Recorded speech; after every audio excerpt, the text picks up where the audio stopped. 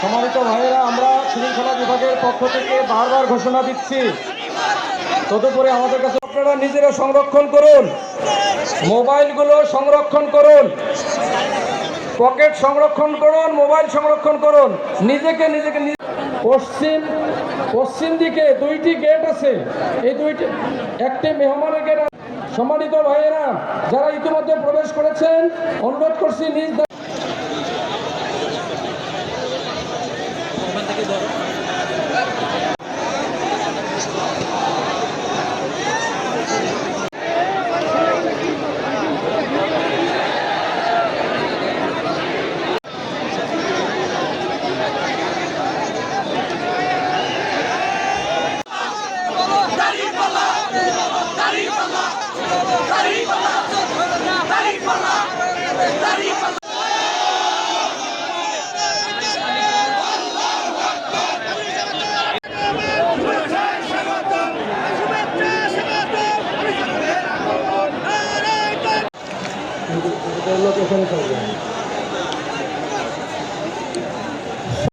আজকের এই বিশাল জনসভা আমরা রংপুর জেলার স্কুল ময়দান পরিপূর্ণ হয়ে সভা নির্দিষ্ট সময়ের পূর্বেই জনসমুদ্রে রূপান্তরিত হয়েছে।